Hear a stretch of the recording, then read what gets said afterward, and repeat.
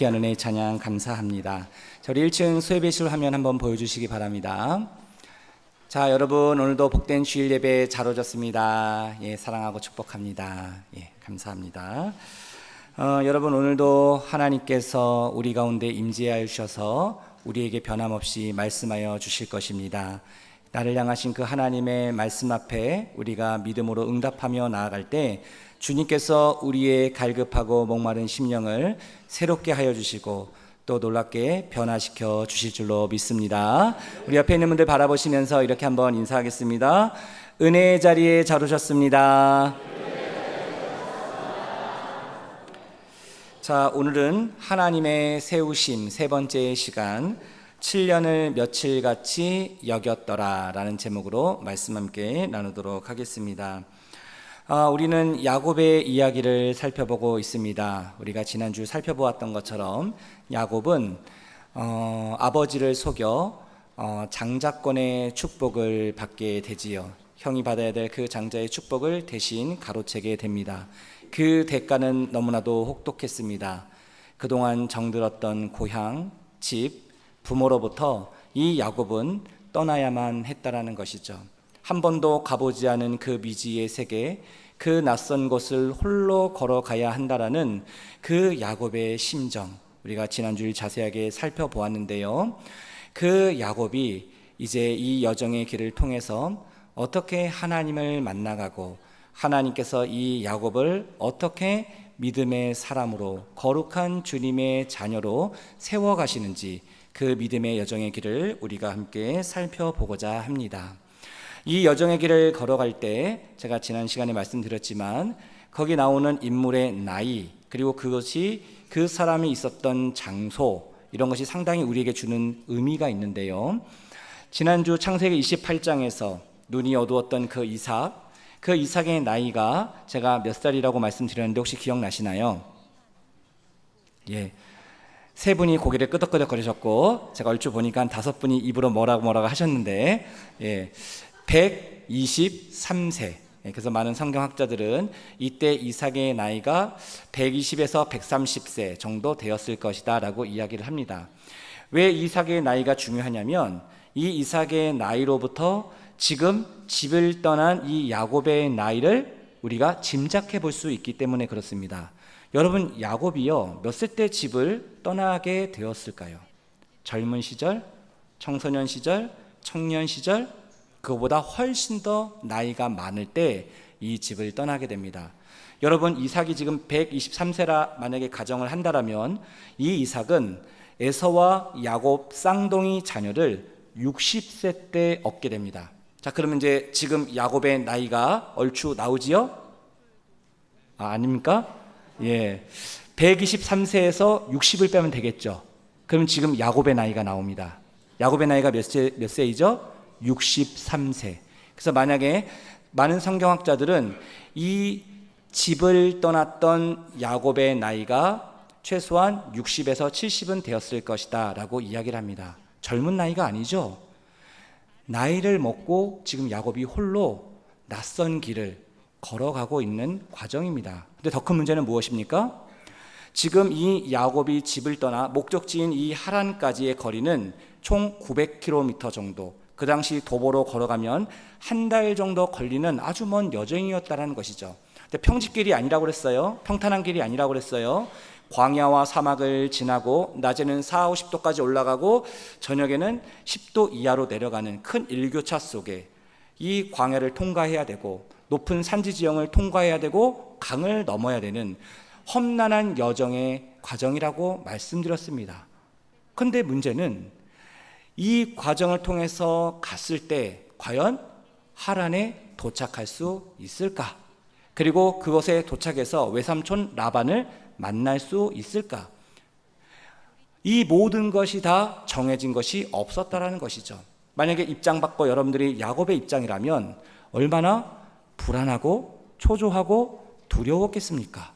어디서 잠을 자야 될지, 누구를 만나야 할지, 어디를 향해 가야 될지, 오늘처럼 내비게이션이 있는 것도 아니고 좋은 교통편도 있는 것도 아니고 그냥 한 번도 가보지 않은 그 낯선 곳을 무작정 가는 겁니다.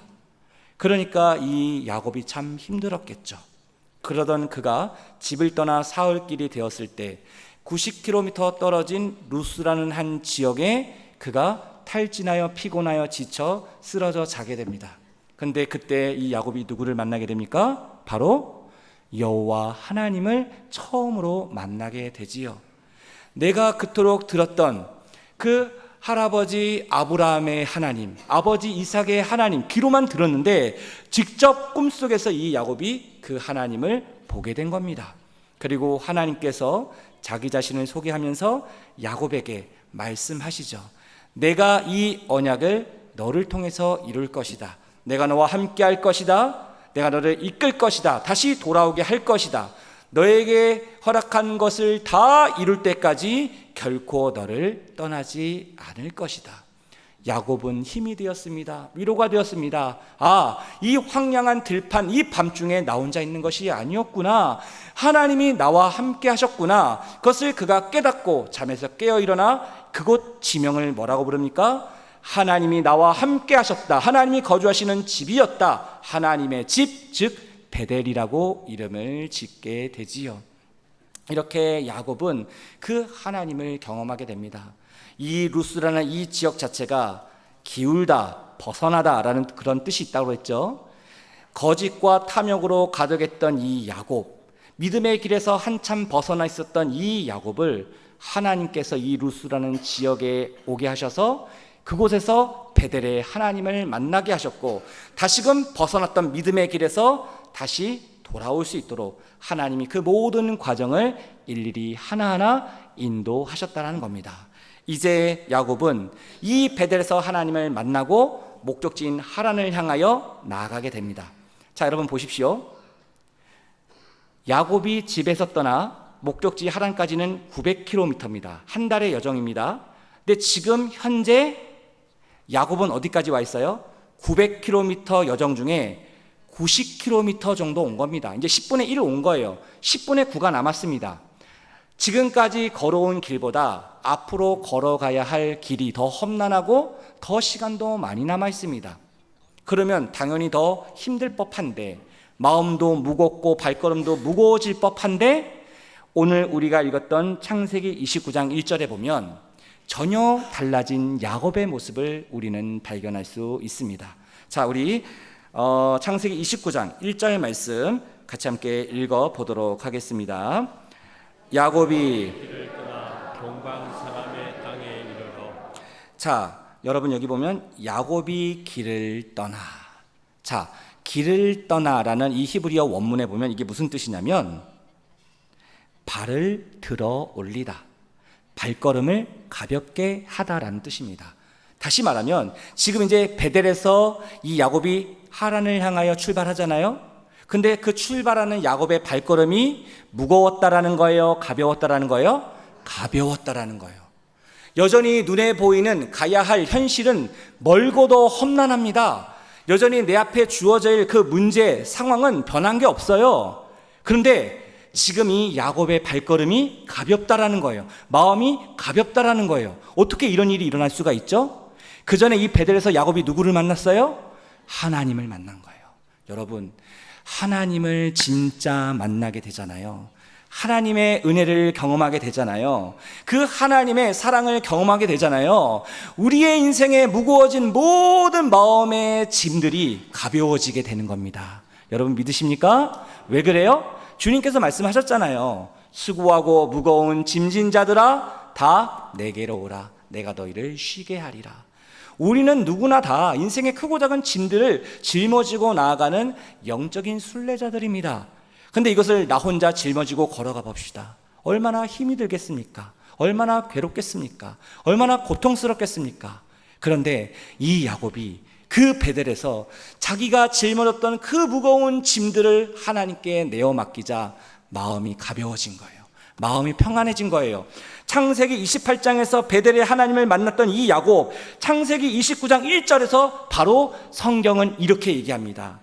야곱이 길을 떠나 그의 발걸음이 가벼워졌다라는 거예요. 그리고 그 목적지를 향해서 나아가게 되었다라는 겁니다. 이것이 하나님을 만난 자의 은혜인 줄로 믿습니다. 우리가 하나님을 바라보고 의지하고 신뢰하면 우리의 인생에 지금까지 내가 걸어온 10분의 1, 앞으로 내가 가야 될 10분의 9가 남았다 할지라도 그 길이 나 혼자 걸어가는 길이 아니라 하나님과 함께하고 동행하는 그 믿음의 여정이라 한다면 어떠한 광야와 사막이 눈앞에 펼쳐질다 할지라도, 우리의 인생에 얼마나 큰 산이 내 앞에 놓여진다 할지라도, 큰 강이 나를 가로막는다 할지라도 그 모든 문제는 문제가 되지 않을 줄로 믿습니다. 하나님과 함께 걸어가는 그 여정을 통해서 놀라운 하나님의 은혜를 우리에게 베풀어 주신다는 거예요. 감당할 힘도, 감당할 능력도, 감당할 지혜도, 감당할 체력도 하나님께서 우리에게 주신다라는 겁니다.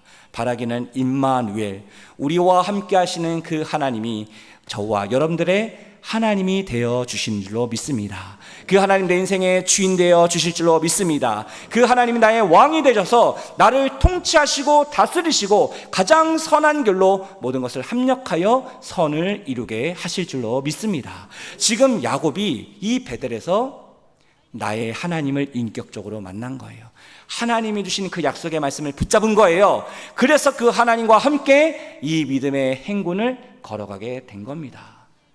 그러니까 10분의 1밖에 안 왔는데, 앞으로 10분의 9가 남았는데, 이 10분의 9가 이 야곱에게 있어서는 훨씬 더 가볍고 기쁘고 즐겁고 행복한 여정이 되었다라는 겁니다. 그래서 하나님께서 이 야곱으로 하여금 그 목적지인 그 하란 그곳에 인도해 주시죠. 그러면 그곳에서 이 야곱은 무엇을 경험하게 되는가? 그 하나님의 은밀하고 세밀한 손길을 이 야곱이 경험하게 됩니다. 자, 저를 한번 따라해 주시기 바랍니다. 야곱은 하나님의 은밀하고 세밀하신 손길을 경험했습니다. 자, 한번 볼까요? 자, 우리 2절 말씀 같이 함께 읽어보도록 하겠습니다. 본즉 들에 우물이 있고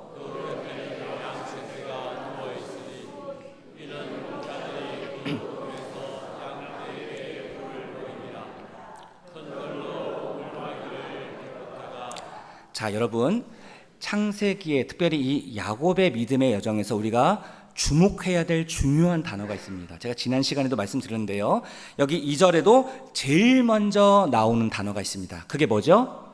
본즉. 본즉이라는 이 단어입니다. 지난 시간에 이 야곱이 꿈속에서 하나님을 보았죠. 그때 본즉, 본즉, 본즉 세 번에 걸쳐서 계속 반복됩니다. 이것은 의도하는 바가 있다는 것이죠. 야곱이 보한 게 아니라 하나님께서 보게 하셨다는 거예요. 그래서 이 본즉이라는 이 원어의 의미의 뜻은 그런데 보라, 감탄사라고 했습니다. 하나님이 행하신 일을 감탄하며 보라는 겁니다. 하나님이 역사하신 것을 찬양하며 보라는 겁니다. 하나님이 어떤 분이신지, 하나님이 내 인생 가운데 어떤 일들을 이루고 계시는지를 믿음의 눈으로 보고 감탄하며 경탄하며 감사하라는 겁니다. 그래서 이 야곱이 꿈속에서 그 하나님을 바라보며 경탄했다라는 거예요. 감탄했다라는 거예요. 와, 정말로 하나님이 계시는구나. 그 하나님이 지금도 나와 함께 하시는구나. 이 야곱이 그것을 경험했다라는 거예요. 근데 이 하란이라는 목적지에 와서도 지금 제일 먼저 나오는 단어가 뭡니까? 본즉.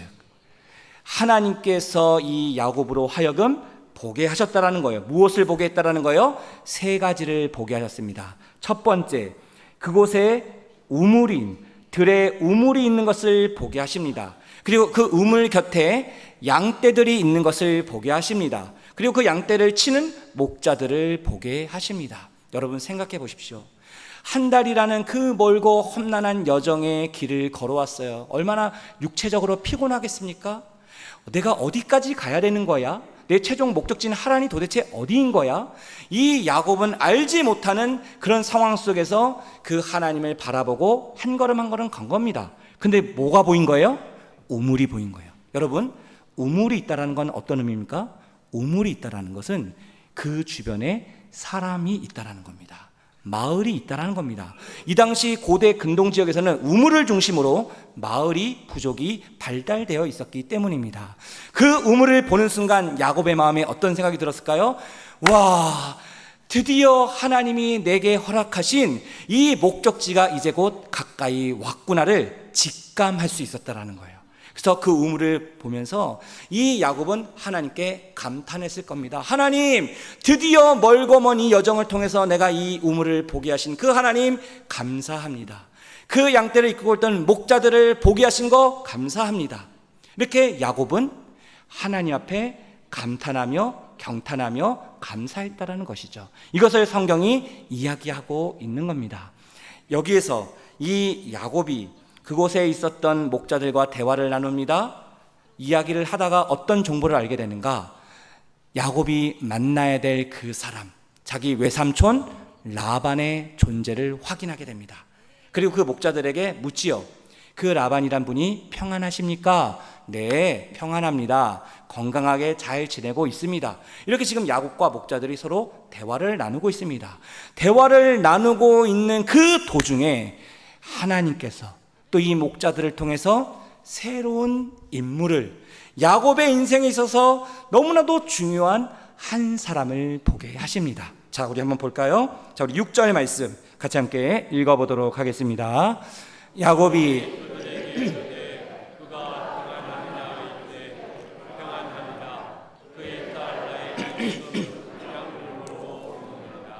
여러분 여기 보십시오. 여기에 보면 이 우물가에 있는 목자들이 야곱에게 지금 이 라반의 딸인 라헬이 지금 오고 있느니라 이렇게 말을 하잖아요.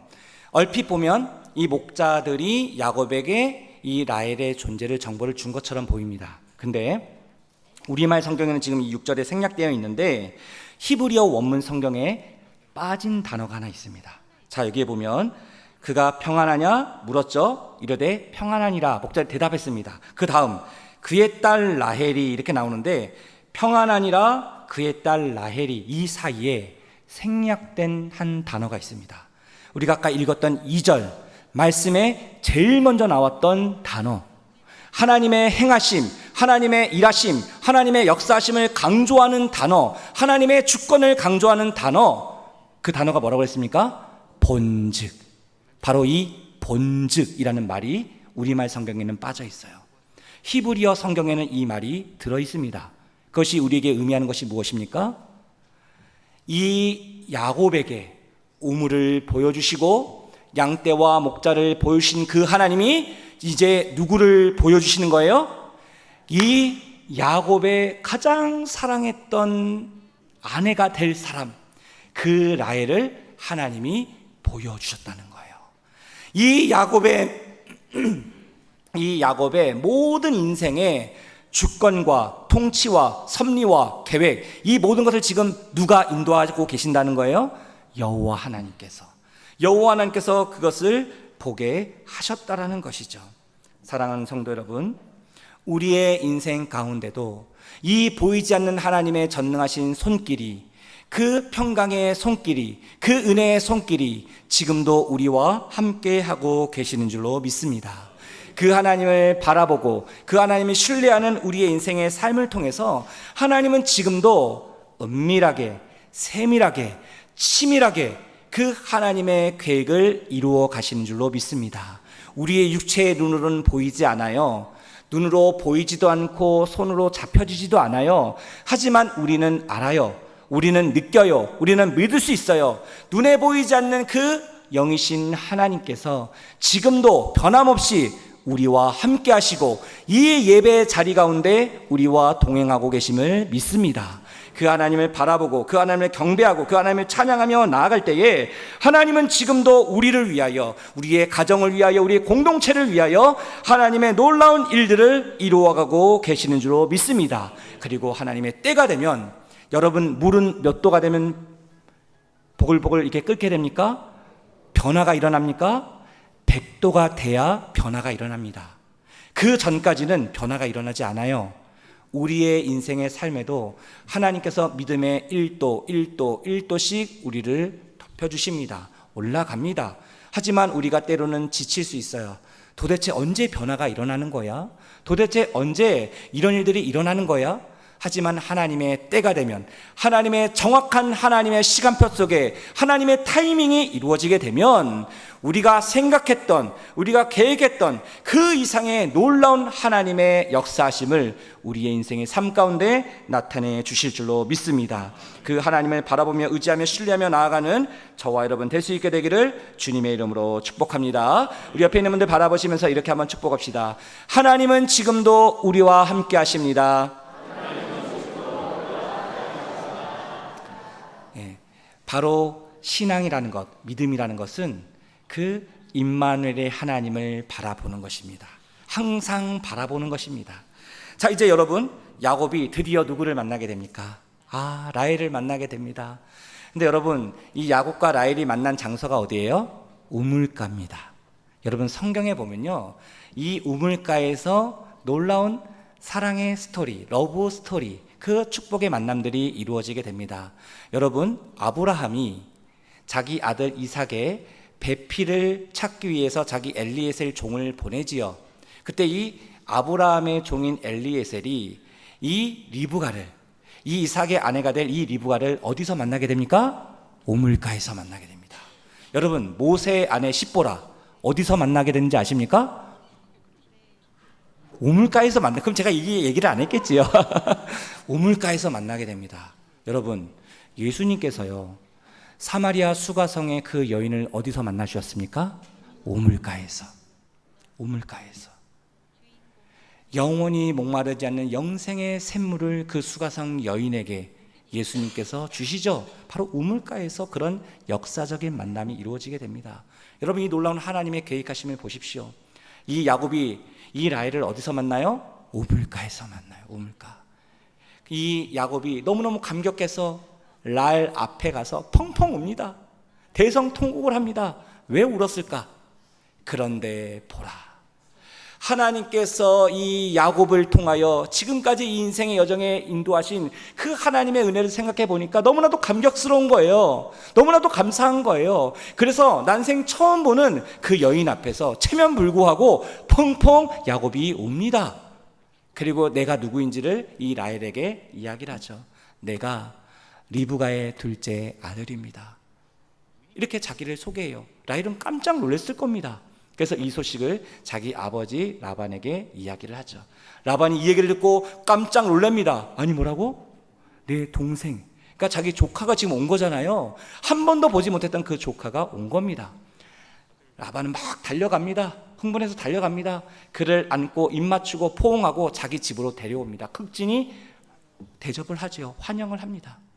이 이후에 야곱의 운명은 어떻게 될까? 야곱은 이 라헬을 만나 그의 인생이 새로운 전환점을 맞이하게 됩니다. 그의 인생이 달라지게 되었다는 것이죠. 여기서 우리는 두 번째 이 야곱의 모습을 살펴볼 수 있는데요, 저를 한번 따라해 주시기 바랍니다. 야곱은 사랑의 열정으로 기꺼이 손해를 보았습니다. 여러분, 야곱이 어떤 사람이었어요? 절대 손해보지 않는 사람이었어요. 내 만족, 내 이익이라면 수단 방법 가리지 않았던 야곱이었습니다. 물론 베델에서 하나님을 만났지만 그의 기질과 그의 성격과 그의 성품은 단순간에 변화되지 않았을 겁니다. 그런데 이 야곱이 이 라헬을 만남으로 인하여 뜨겁게 사랑의 감정을 경험하게 되고, 이것을 통해서 하나님은 이 야곱의 모습을 조금씩 바꿔 나가기 시작합니다. 절대 손해보지 않았던 인생을 살았던 이 야곱, 누군가를 위해서 손해보는 사람으로 빚어지게 되었다라는 것이죠. 자, 이 야곱이 외삼촌 라반을 만나 그동안 있었던 모든 일들을 다 이야기합니다. 내가 얼마나 힘든 일을 겪었는지, 얼마나 고생하며 여기까지 왔는지를 다 얘기해요. 이 라반이 어떻게 합니까? 수고했다. 자기 조카 생지를 위로합니다. 너는 참으로 내 혈육이다 라며 그를 안아줍니다. 위로해 주지요. 그리고 한 달 후에 라반은 야곱에게 이런 제안을 합니다. 자, 오늘 본문 15절 말씀인데요, 같이 함께 읽어보도록 하겠습니다. 라반이 야곱에게 이르되 내가 비록 내 생질이나 어찌 그저 내 이름이냐 내 품상을 어떻게 할지 내게 말하라. 자, 여러분 보십시오. 라반이 야곱을 만났는데 이제 한 달이 지났습니다. 근데 라반이 자세히 보니까 이 야곱이 너무 집안일을 잘하는 거예요. 그래서 한 달이 지난 이 시점에 이 라반이 야곱에게 이렇게 제안하는 겁니다. 야곱아, 네가 내 조카인데 아무리 조카라지만 언제까지 이렇게 공짜로 무료로 이렇게 집안일을 도울래? 내가 너에게 품삯을 좀 줬으면 좋겠다. 너에게 좀 임금을 줘서 좀 너를 그렇게 좀 노동에 대한 그런 대가를 지불할 수 있으면 좋겠는데 얼마나 품삯을 좀 줬으면 좋겠니? 네가 한번 생각해보고 나에게 말해주렴. 이렇게 지금 얘기를 한 겁니다. 여러분 겉으로 보면 어떻습니까?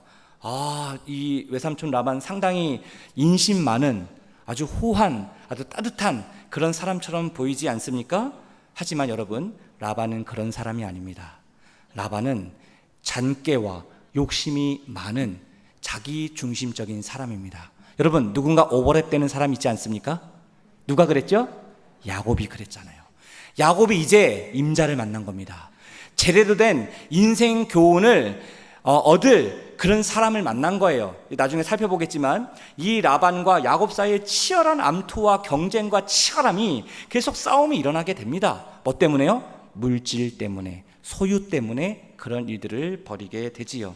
하지만 이런 라반의 속마음을 몰랐던 야곱은 이 라반의 제안에 어떻게 대답하는가? 자, 오늘 본문 17절과 18절 말씀 같이 함께 읽어보도록 하겠습니다. 레아는 시력이 약하고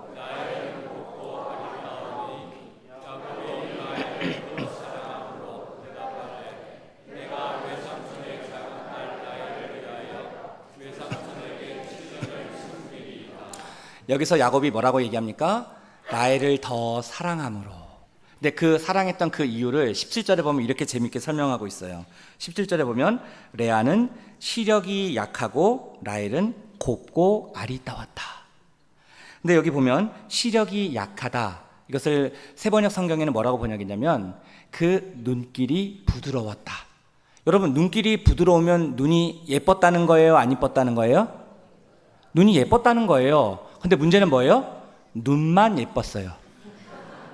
다 예뻐야 되는데 눈만 예뻤어. 근데 여기 보면은 라헬은 뭐라고 그래요? 곱고 아리따우니. 세번역 성경에 보면 용모가 예뻤다는 거예요. 몸매가 아름다웠다는 거예요. 얼굴이 예뻤어요. 몸매가 예뻤어요. 아름다웠어요. 그러니까 이미 한 달 전에 이 우물가에서 야곱은 누굴 봤어요? 라헬을 본 거예요. 첫눈에 반한 거예요. 사랑에 눈이 멀어버렸어. 그래서 외삼촌 라반이 야곱아, 너에게 좀 품삯을 주면 좋겠는데 얼마나 줄까? 했더니 지금 야곱이 의외의 대답을 한 거예요. 돈을 달라고 한 게 아니라 지금 뭘 달라고 한 거예요? 삼촌의 둘째 딸 라헬을 나에게 주십시오. 그냥 달라는 거 아닙니다. 나에게 라헬을 주시면 내가 삼촌을 위해서 7년 동안 내가 일하겠습니다. 봉사하겠습니다. 한 달 동안 보셨잖아요. 내 얼마나 일을 잘하는지 보셨잖아요. 제가 7년 동안 하겠습니다. 근데 여러분, 이 야곱의 제안은 당시 아주 파격적인 그런 제안이었어요. 왜냐하면 이 당시 고대 근동에서 아내를 데려오려면 결혼 지참금을 그 처가댁에 줘야 됐습니다. 신랑 될 사람이 그 신부 집에 결혼 지참금을 줘야 돼요. 근데 그 당시 금은 폐물 이런 보화들을 줬거든요. 근데 여러분, 지금 야곱이 가진 재산이 있습니까? 아무것도 없어요. 돈도 없고 아무것도 없습니다. 그러니까 이제 몸으로 때우려고 하는 겁니다. 그런데 삼촌을 위해서 7년을 한다는 것은 이게 어떤 의미냐면 그 당시 결혼 지참금의 비용이 약 3, 4년 정도 연봉에 해당되는 그런 비용이었다고 합니다. 근데 지금 야곱이 3, 4년치의 연봉이 아니라 무려 몇 년치의 연봉을 삼촌에게 드리겠다고 한 거예요?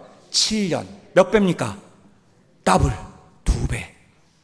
그러니까 이 라반이 이 야곱의 이야기를 들으니까 솔깃한 겁니다. 뭐라고? 2배나 한다고? 그러니까 그 자리에서 즉각적으로 야곱의 제안을 수용합니다. 그래, 그렇게 해라. 이렇게 지금 서로 거래가 형성이 된 것이죠. 그러면 그 결과가 어떻게 되었을까? 자, 오늘 본문 마지막 20절 말씀입니다. 20절 말씀 같이 함께 읽어보도록 하겠습니다. 야곱이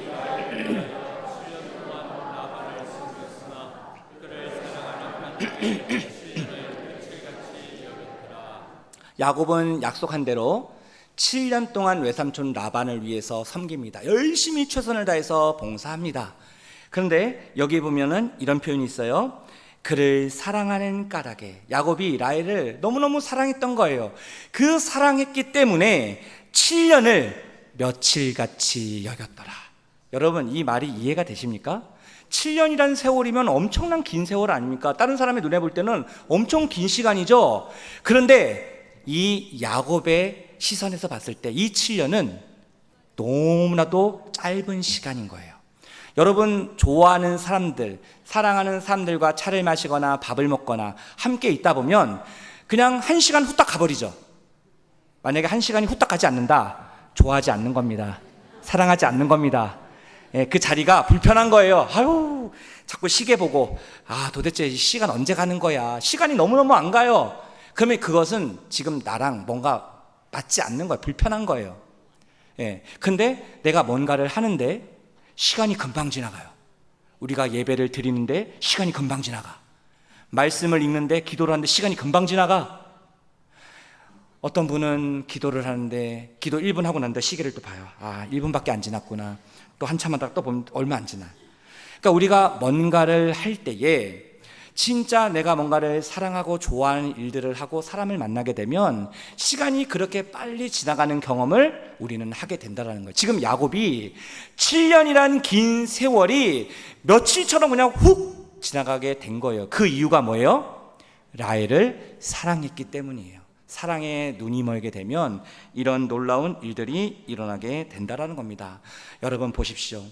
하나님께서 이 야곱을 브엘세바에서 떠나 한 달의 긴 여정을 거쳐서 이 하란에 도착하게 합니다. 거기서 외삼촌 라반을 만나게 하시고 라헬을 만나게 하시죠. 그 이유가 있다라는 거예요. 여러분, 이 야곱은 자기밖에 몰랐던 사람이에요. 이기적인 사람이에요. 다른 사람에 의해서 손해를 이렇게 한다는 것은 상상도 할 수 없는 그런 욕심쟁이였습니다. 근데 이 야곱이 누구를 만나서? 라헬을 만나서 드디어 손해보는 그 일을 하게 되었다는 거예요.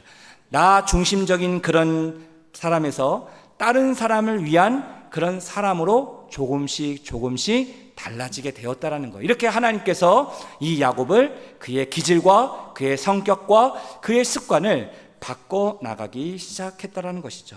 하나님은 야곱의 인생에 라헬을 붙여주셔서 그 사랑의 열정으로 기꺼이 손해보는 사람으로 빚어 가셨다는 겁니다. 그래서 우리가 누구를 만나느냐가 상당히 중요하지요.